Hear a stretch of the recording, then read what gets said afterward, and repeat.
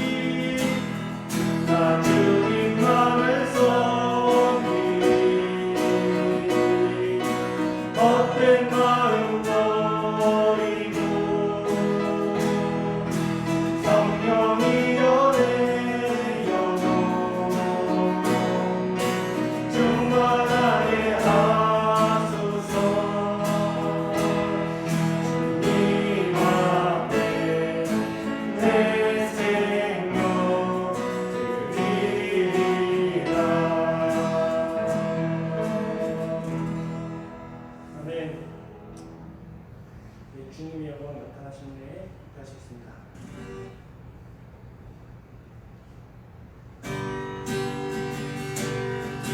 주님의 영광 나타나셨네. 오늘으로 임하셨네. 죽음에서 날 살리신 주 성령, 놀라우신 주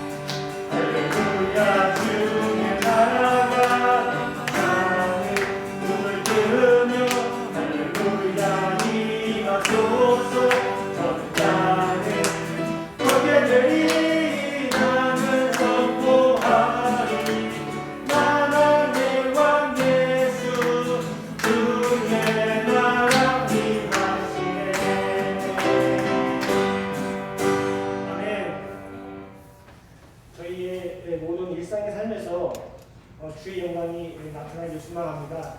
그렇게 나타납니다. 그것을 믿고 바라면서 구하는 저희 모두가 되었으면 좋겠습니다.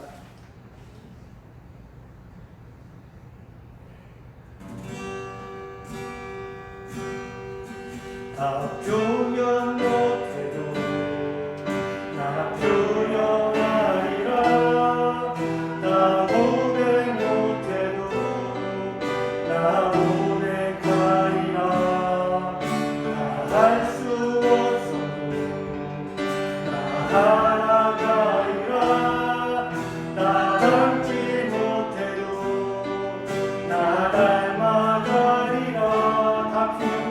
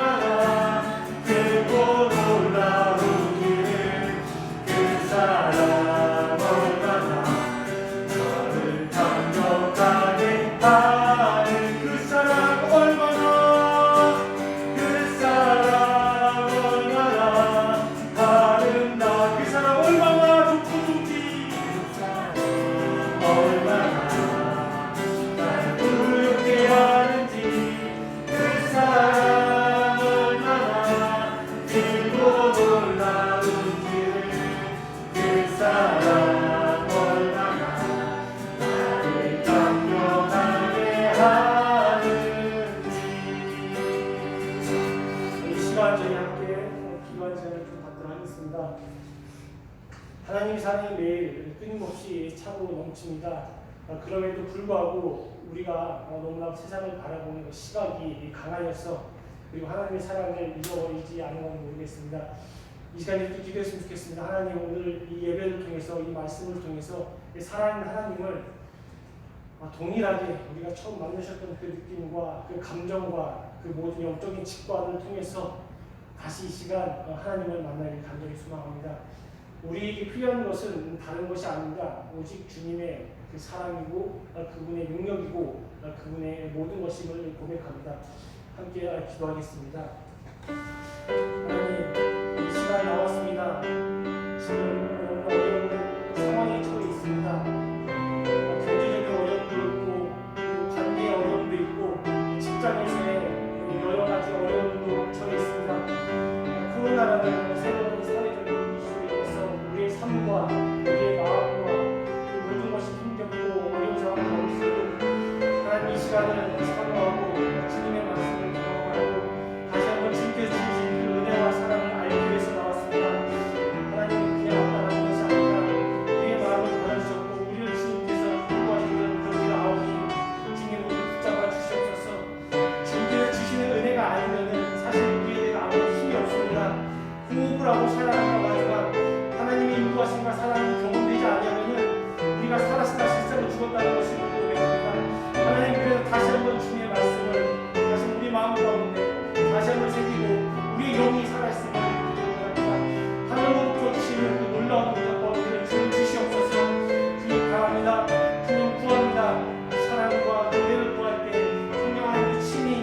그리고 함께하여 주시옵소서.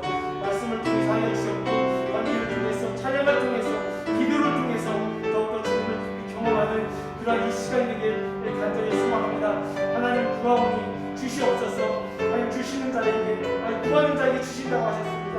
하나님 주의 말씀을 구하면서 주님의 의를 구하면서 주님의 의를 구하오니 성령 하나님께서 함께하여 주시옵소서.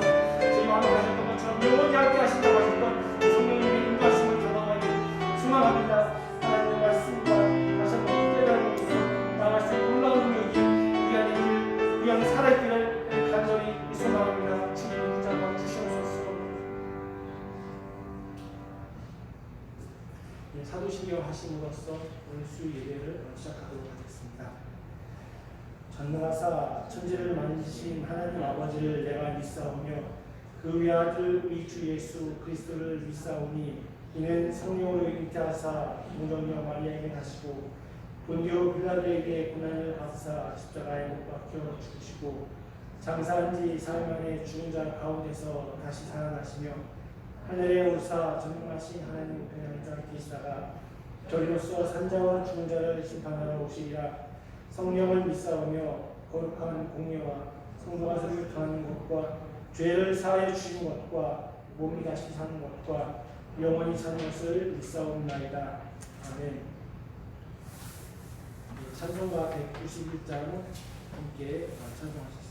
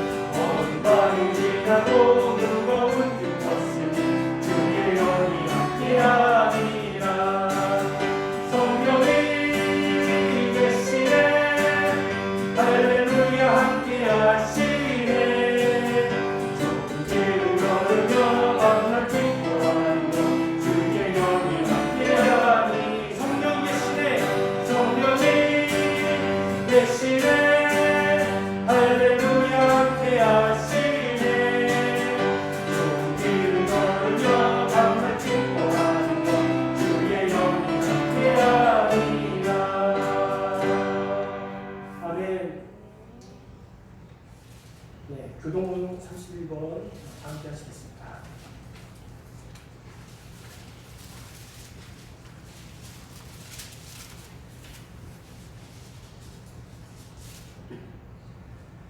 하나님이 일어나시니 원수들은 흩어지며 주를 미워하는 자들은 주 앞에서 도망하리이다. 연기가 불려가듯이 그들을 몰아내소서. 그 앞에서 일이 농군같이 악인이 하나님 앞에서 망하게 하소서. 의인은 기뻐하며 하나님 앞에서 뛰놀며 기뻐하고 즐거워할지어다. 하나님께 노래하며 그의 이름을 찬양하라. 하늘을 타고 광야에 행하시던 이를 위하여 대로를 수축하라. 그의 이름은 여호와이시니 그의 앞에서 행울지어다. 그의 거룩한 처소에 계신 하나님은 고아의 아버지시며 과부의 재판장이시라. 하나님이 고토한 자들은 가족과 함께 살게 하시며 갇힌 자들은 이끌어내사 형통하게 하시느니라. 오직 거역하는 자들의 거처는 메마른 땅이로다. 하나님이여 주께서 하나님 자를 위하여 주의 계획을 준비하셨나이다. 아멘. 찬송가 370장 감사하시겠습니다.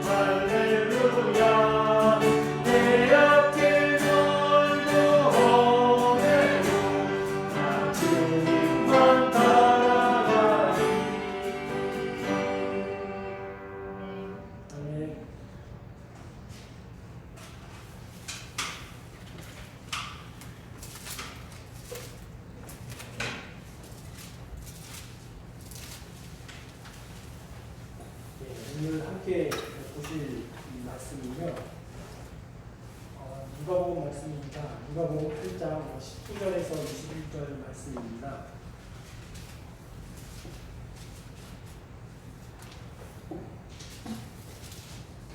누가복음 8장 19절에서 21절 말씀입니다.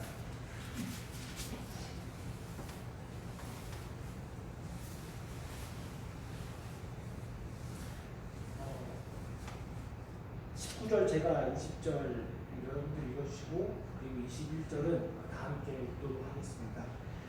예수의 어머니와 그 동생들이 왔으나 무리로 가까이 하지 못하니 고도니가 이르되 당신의 어머니와 동생들이 당신을 보고 밖에 서 있나이다. 예수께서 대답하여 이르시되 내 어머니와 내 동생들은 곧 하나님의 말씀을 듣고 행하는 이 사람들이라 하시니라. 아멘. 오늘 그 말씀은 가장 중요한 우선순위라는 그 제목을 가지고 여러분들과 하나님의 말씀을 함께 나누도록 하겠습니다. 하나님 아버지와 우리 주 예수 그리스도로부터 오는 은혜와 평강이 이 시간 예배하는 저희 여러분 모두에게 함께 하시길 바라겠습니다. 참 날씨가 많이 추워졌는데요. 오늘 식사하시고 오시느라 고생 많으셨습니다.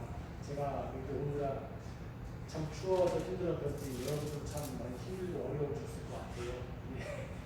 많이 춥지만 그래도 히터가 있고 해서 너무나 좋습니다. 목사님께서 틀어주고 하셔서 참 따뜻한 너무 좋은 것 같습니다. 저는 그 말씀을 준비하면서 평소에는 그 항상 이렇게 보는 말씀이고 그리고 항상 생각했던 말씀인데 오늘 그 말씀을 준비하면서 제 스스로가 먼저 큰 은혜가 먼저 됐습니다. 그리고 다시 한번 위로가 되면서 도전이 되는 말씀이었던 것 같습니다. 그런 의미에서 여러분들께서도 함께 들어봐 주시고 이 말씀을 통해서 하나님께서 우리에게 각자에게 또 무슨 말씀을 하시는지 한번 깊이 고민해보는 시간이 되었으면 좋겠습니다. 지난주 말씀에서 제가 지난주 말씀 18절 말씀을 강조하면서 이야기를 드렸습니다. 18절이 이렇게 나옵니다. 너희가 어떻게 들을까 스스로 삼가라. 누구든지 있는 자는 받겠고 없는 자는 그 있는 줄로 아는 것까지 빼앗기니라 하시니라. 이 말씀을 이야기 드리면서요.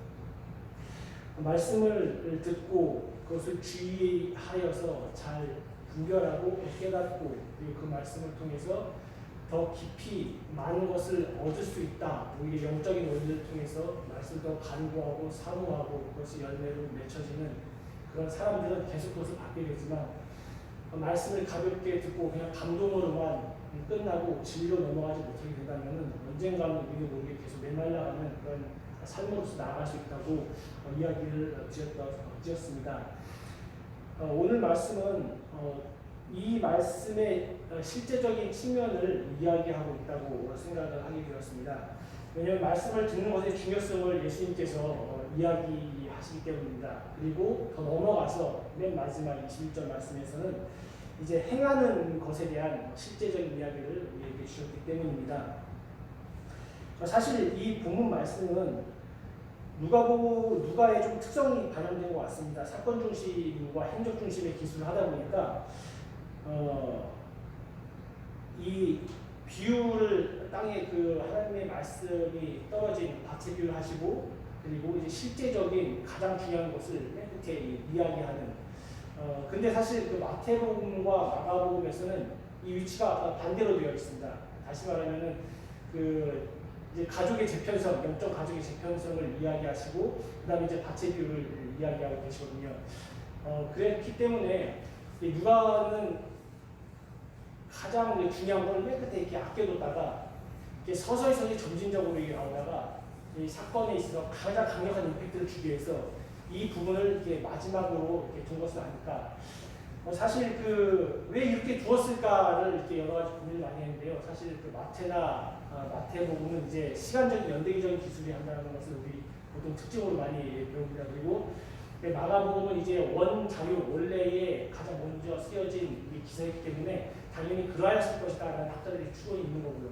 근데 누가는 이와는 반대로 이제 했다는 것이죠. 바꿔서. 근데 그걸 생각해 볼 때 가장 중요한 것을 맨 마지막에 보여주기 위해서 그만큼 이것이 너무나 중요하다는 것을 말하기 위해서 그러지 않았을까라는 것이 저의 생각입니다.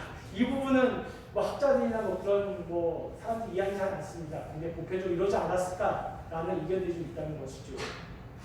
그렇다면 오늘 그 말씀의 실제적인 내용으로 함께 읽었으면 좋겠습니다. 제가 19절 말씀을 읽으면서 예수의 어머니와 그 동생들이 왔으나 무리로 인하여 가까이 가지 못했다고 이야기합니다. 그렇다면 이들이 왜 예수님을 찾아왔을까에 대한 이제 고민이 되는 것이고 도대체 이유가 무엇일까? 찾아온 이유가 분명히 있었을 텐데라는 의구심을 갖게 되는 것이 보통이지 않겠습니까? 그런 의미에서 마태복음 31장 35절에도 이와 동일한 그 예수님의 가족이 편성에 대한 이야기가 나오는 것이죠.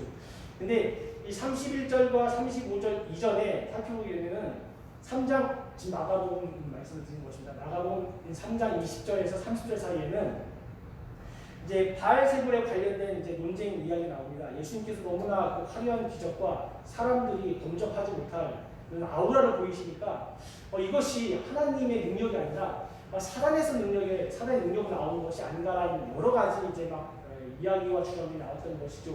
물론 예수님은 그것이 아니라고 분명히 이야기합니다. 이러한 과정 속에서 논쟁이 있었을 것이고 이런 논쟁에 대한 이야기가 예수의 가족에게 귀에 들어갔던 것 같습니다. 그래서 그런지 3장 21절 말씀을 살펴보게 되면 예수가 미쳤다라는 표현이 나오게 되는 것이죠. 사람들이 예수 도저히 미쳤다. 이 예수는 어렸을 때 내가 봤던 예수인데 어떤 이러한 행동을 할 수 있을까? 이러한 말도 안 되는 사건을 일으킬 수 있을까?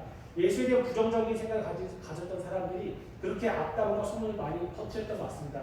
그래서 그런지 모르겠지만 가족들이 그 얘기를 들었고 그래서 너무나 걱정이 되었길래 35절에 마가복음 3장 35절에 예수의 그 동생들과 어머니가 찾아와서 찾아와서 그를 만나려고 하니까 이제 35절 예수님께서 아버지의 뜻대로 행하는 자가 내 형제 내 자매다라는 이야기를 하시는 것이죠. 동일하게 이 말씀이 마태복음 12장 46절에서 50절 사이에 동일한 내용이 나옵니다. 그러면 그 내용이 이제 악한 세대에게 보여줄 표적이 없다라고 이런 이야기를 하셨고요. 그 이전에 동일하게 그 바알세불 이야기가 나오는 것이죠. 그러니까 이 마태복음과 마가복음은 동일한 맥락 속에서 읽을 수 있는 거고 오늘 누가복음 말씀은 신기하게도 그렇다면 누가도 이제 그 예수님의 그 어머니와 동생들에 대해서 부정적인 이야기를 썼어야 하는 건데 이것을 왜 이렇게 쓰지 않았을까라는 이제 고민을 제가 또 갖게 됐습니다. 그래서 여러 가지 찾아보니까 많은 이제 의견도 있겠지만 결론적으로 그건 확실하지 않다. 모른다 이렇게 끝을 냈습니다. 그럼에도 불구하고 이 얘기는 명확하게 합니다. 누가복음의 맨 마지막 21절에 예수께서 이르시되 내 어머니와 내 동생들은 진정한 동생들은 진정한 어머니 하나님 말씀을 듣고 행하는 사람이다라는 것을 봤었을 때 누가도 겉으로는 자신의 그 가족들에 대해서 잘못했다고 이야기를 하지 않지만 명확하게 예수님 말씀을 적어놓은 것을 봤을 때는 중요한 건 하나님의 뜻을 행하는 것이 중요하니까 그 가족들이 어떠한 상황에서 왔을지라도 지금 그 가족의 그 상황과 그 모습들은 타당하지 않다라는 것을 역으로 해석할 수 있다는 것이죠. 그렇다면은 이 세 복음서가 공통으로 말하는 것, 이 문맥적인 의미에서의 해석할 수 있는 가장 기본적인 해석은요. 예수의 가족들은 예수님께서 행하신 하나님 나라의 기적과 정말로 능력들을 보고 경험을 하지만 여전히 예수님을 인간적인 관점으로 판단하고 있다는 것입니다. 하나님의 능력을 안에서 실천하고 있는 예수님의 모습을 인간적인 기준으로 계속 제하는 것이죠. 그래서 걱정해서 그를 찾아서 만나려고 했다는 것입니다.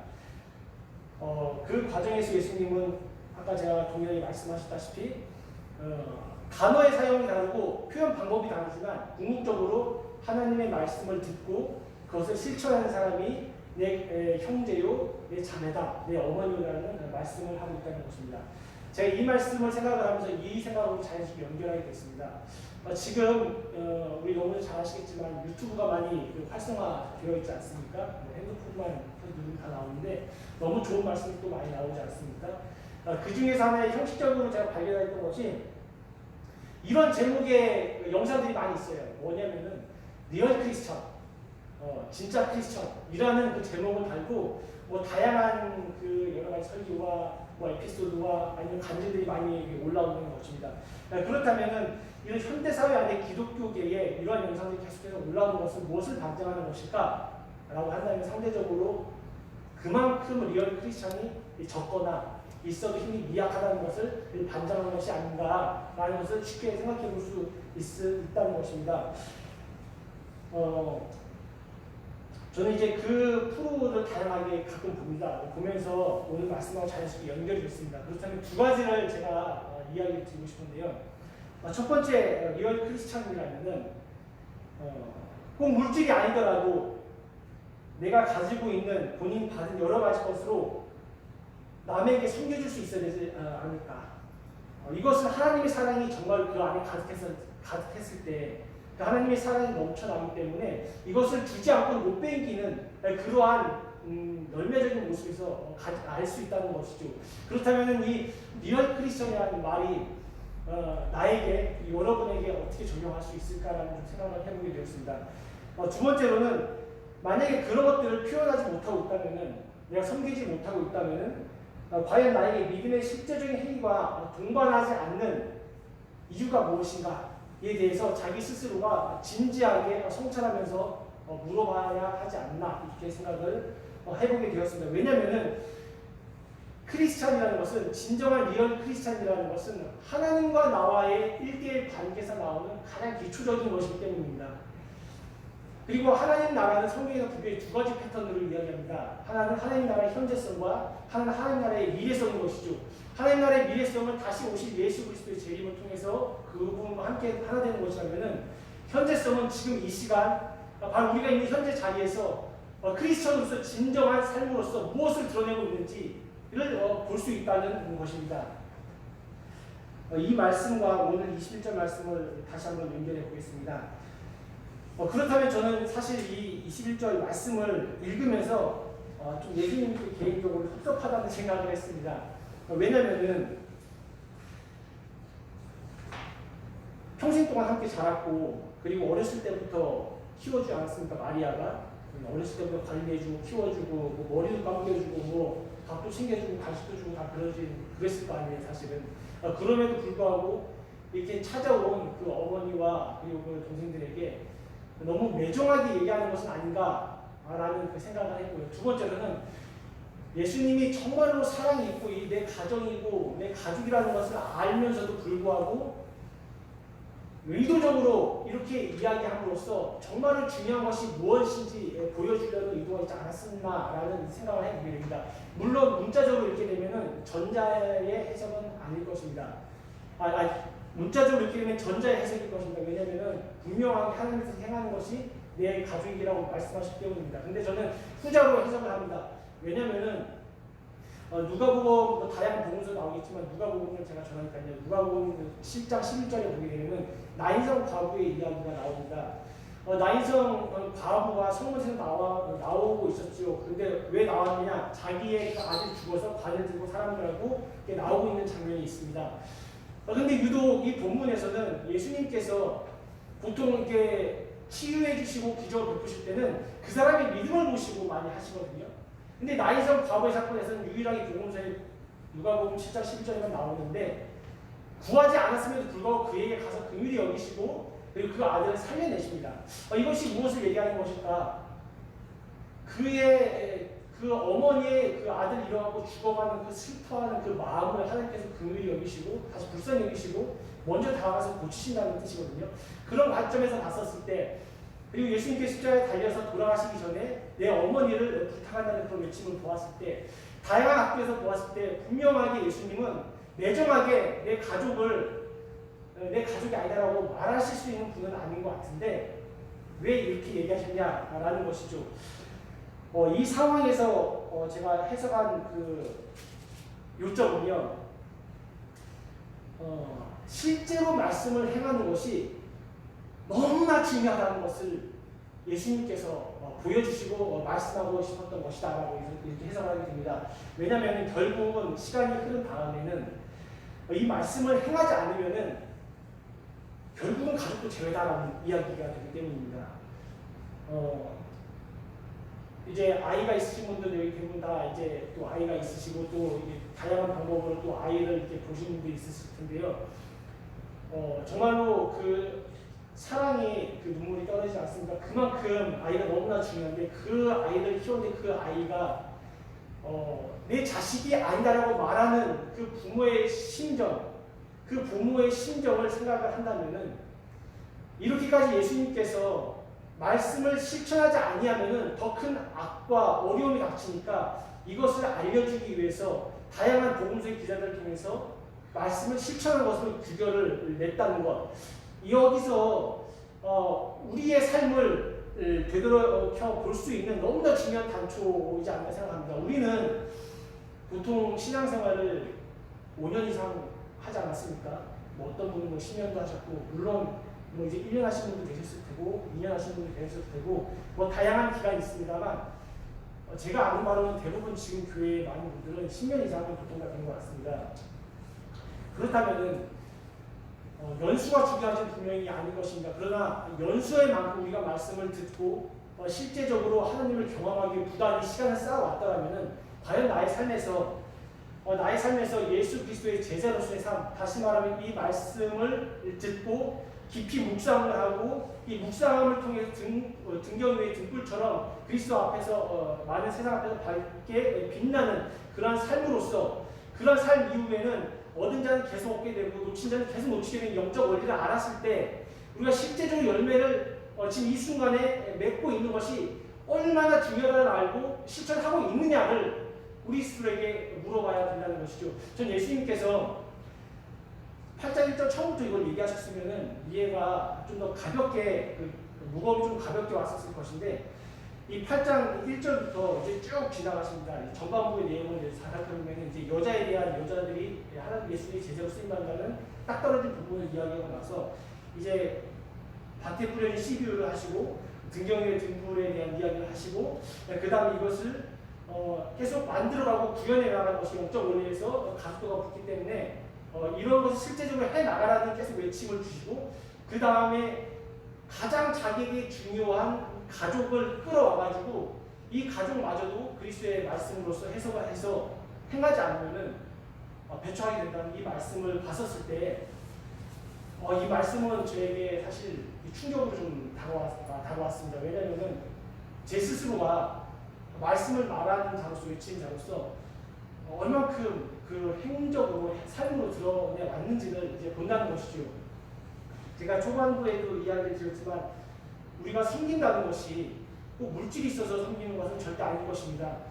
우리가 가진 어떤 언행과 그 말과 따스한 배려 한마디만으로도 진정한 삶에서 섬김으로 드러날 수 있는데 우리가 그리스도인의 공동체라는 성령의 공동체라는 이 교회 안에서 얼마큼 많은 사람들에게 얼마큼 연약한 사람들에게 나와 다르게 보이는 기준을 가진 사람들에게 얼마큼 진정으로 삶으로서 언어로서 배려했는지에 대한 실제적인 접근을 해볼 수 있는 지표가 된다는 것입니다. 그래서 저는 그렇습니다. 우리에게 주신 분명히 다양한 말씀들이 많이 있습니다. 그럼에도 불구하고 그 말씀들이 결국은 살아내지 못하면은 너무나 안타까운 일들이 많이 있지 않을까 생각합니다. 저는 캐톨릭의 행위 구원을 이야기하는 것이 아니라 야고보서의 살아있는 믿음의 삶의 행위를 이야기 드리는 것입니다. 그럼으로써 저희가